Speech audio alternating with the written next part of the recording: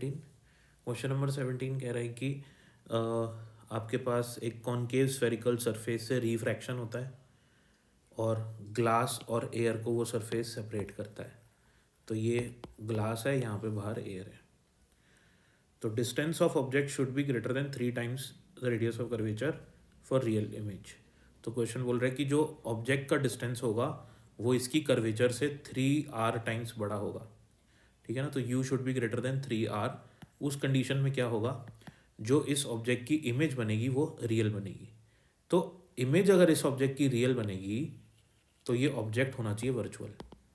तो ये object present होगा ग्लास के अंदर पहली बात। ठीक है, ग्लास के अंदर प्रेजेंट होगा। और इसकी कर्वेचर कैसी बनानी है, मुझे कर्वेचर ऐसी बनानी, क्योंकि क्वेश्चन ने फर्स्ट लाइन में बोला है कि रिफ्रैक्शन होता है कॉनकेव सरफेस से। तो यहाँ से देखने पे ये सरफेस कॉनकेव है और यहाँ से देखने पे ये सरफेस कॉन्वेक्स है।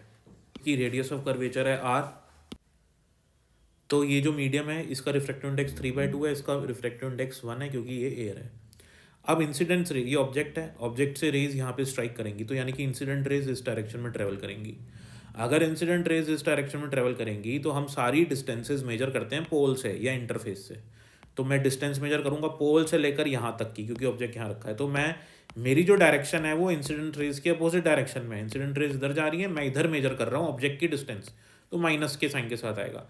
अब इमेज बनेगी इसकी इस साइड पे, तो ये डिस्टेंस, इमेज की डिस्टेंस यहाँ से मेजर करूंगा इस डायरेक्शन में, तो ये वाली डायरेक्शन और इंसिडेंट रेज की डायरेक्शन सेम है, तो इमेज का जो डिस्टेंस होना चाहिए वो पॉजिटिव होना चाहिए। ठीक है। और रेडियस ऑफ कर्वेचर, क्योंकि ये सर्कल ऐसे बनेगा इस कर्वेचर का, तो इसकी रेडियस कुछ इस डायरेक्शन में आएगी, क्योंकि सेंटर इधर होगा कहीं पे। तो सेंटर इधर होगा तो कर्वेचर भी इसी डायरेक्शन में आएगी, तो रेडियस भी इसी डायरेक्शन में आएगी, इसलिए रेडियस ऑफ कर्वेचर माइनस के साइन के साथ आएगा। तो यहाँ पे जो रिफ्रैक्शन हो रहा है वो कर्व सरफेस से हो रहा है। अगर रिफ्रैक्शन कर्व सरफेस से होता है तो फॉर्मूला लगाते हैं μ2/v minus μ1/u equals to μ2 minus μ1/r।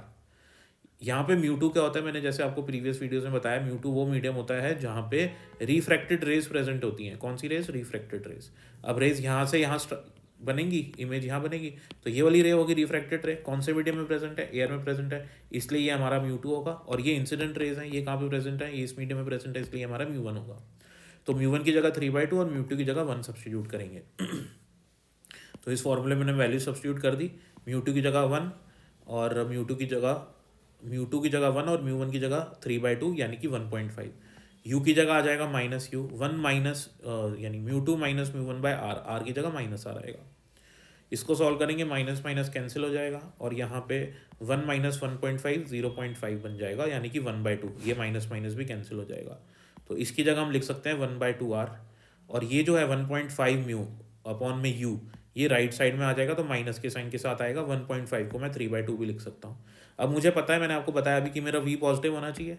तो मेरा v पॉजिटिव कब होगा? जब ये वाला टर्म बड़ा होगा इस वाले टर्म से।